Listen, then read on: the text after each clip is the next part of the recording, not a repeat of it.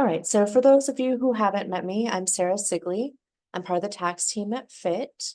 Tonight on our town hall, we're going to go over some tax changes that are coming up next year with the sunsetting of the Tax Cuts and Jobs Act.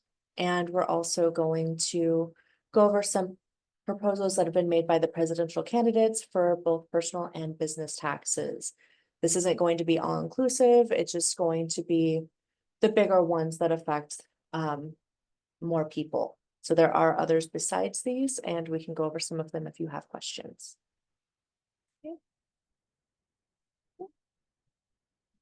Okay, so just a couple of disclosures. So this is not a political discussion. We're only going to be discussing the proposed tax plans.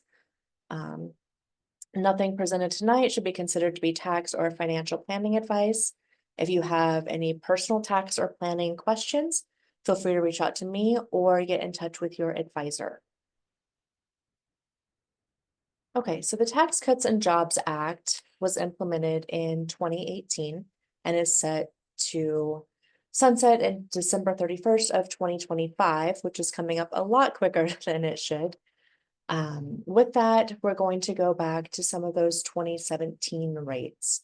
So for instance, tax brackets will increase.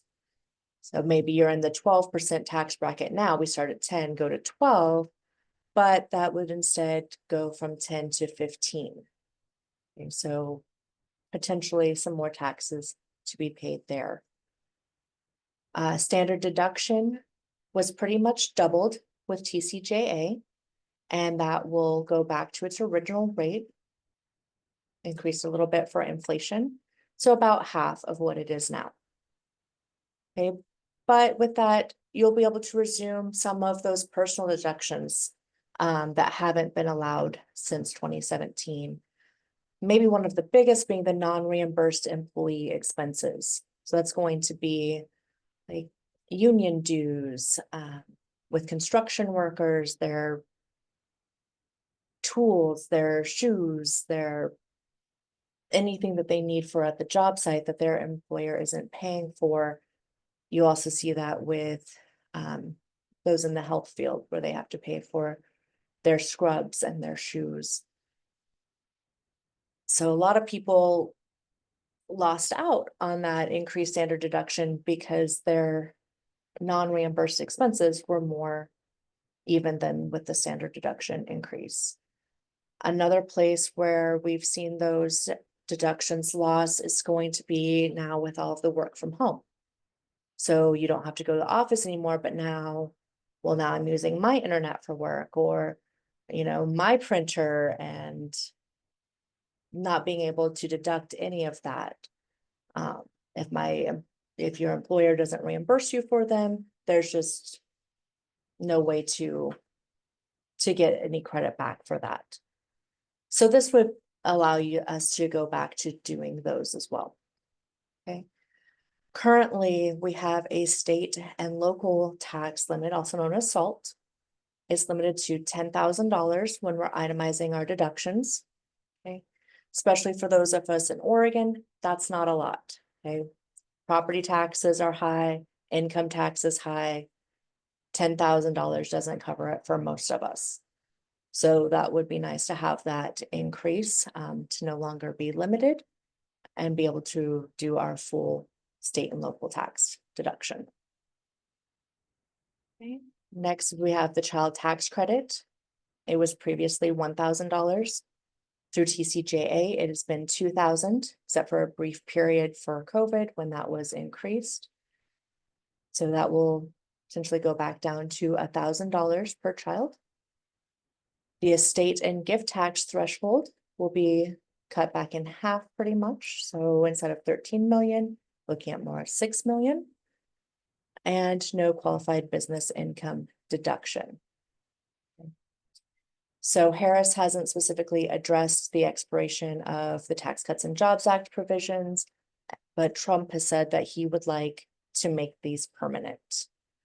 The exception that he's said is for the SALT cap. He would like to remove that.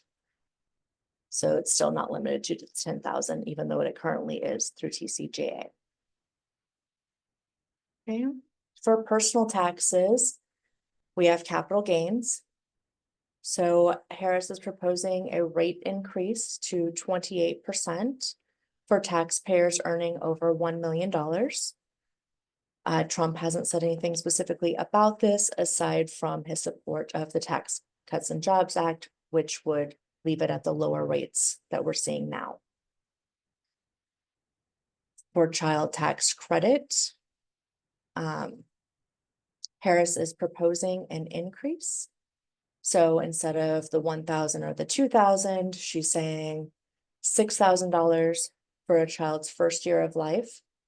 And then ages 1 through 4 would be $3,600 per child.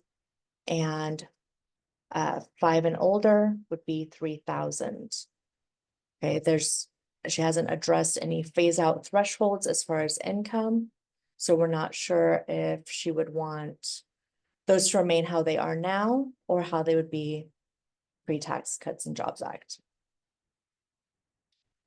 For child tax credit, Trump hasn't proposed anything beyond saying that he wants to extend the Tax Cuts and Jobs Act, but Vice President candidate Vance has proposed an increase to $5,000 per child, which has not yet been endorsed. One of the biggest things that people are looking at is Social Security. So as you know, a percentage of your Social Security may be taxed depending on your other income. With this, Trump is proposing the elimination of taxes on the Social Security income. So instead of potentially paying 50% or 85%, he's proposing to take that out of the income altogether. Harris hasn't said anything about that at this point. Not listed on here because there aren't a lot of details yet is tip income. So currently that's included in taxable income. So if you're service provider and part or majority of your income is tips, you're paying taxes on those now. Trump had made a proposal excuse me, to eliminate the tax on tips. Harris has said that she would be supportive of something along those lines. Neither has provided details on what that would entail, and would that be no income tax? Would it just be not subject to FICA? That part's unclear on, so that'd be interesting to watch to see what, if anything, they put together for that.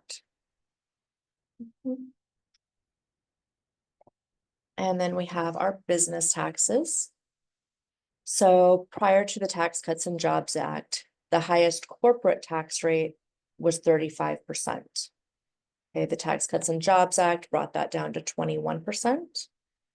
Harris is proposing 28%, which is higher than the current rate of 21%, but still lower than that pre-TCJA rate of 35%.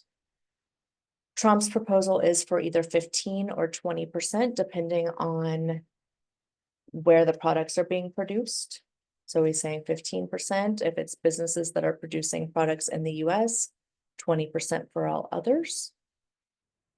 Another big proposal is startup expenses for business. So right now, if you started a business and you have $50,000 in startup fees before you get your business going, okay, you can expense up to $5,000, and then the remaining $45,000 would have to be capitalized over the next several years.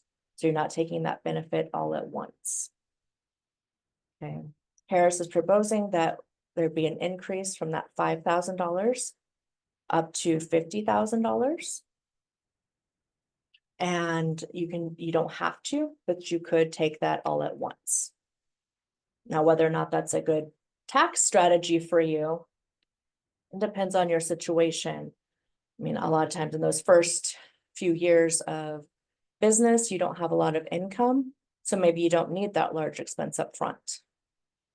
But, you know, maybe if you do have quite a bit of income in those first few years, you would want that extra expense to help lower that taxable income. Trump hasn't said anything about this one way or the other, so we only know about Harris's potential increase. Okay, another thing that Harris has proposed that doesn't have a lot of details, so something that would be interesting to watch, is a standard deduction sort of system for what she's calling the smallest of businesses. It's not listed what size business that would be, but it would work very similarly to how the standard deduction works on our personal income taxes. Okay, so maybe there's just a flat $10,000 standard deduction you could use, which would help businesses, small businesses, that maybe don't have a lot of bookkeeping in place, be able to just deduct, okay, well, here's my income of $20,000, my standard deduction of 10,000, and now you're left with your taxable income. But again, it doesn't say the details of that. So what if your income's only 5,000? Can you get a net income operating loss out of that? Will it put a loss, against your personal taxes? So something to definitely watch out for if you start, for businesses, just to see how that plays out, if it does, kind of a new idea there that hasn't really been gone over before. The objective is to simplify things, so see if that's really a simplification or how that works. And then I'm going to stop the recording so we can go over anything.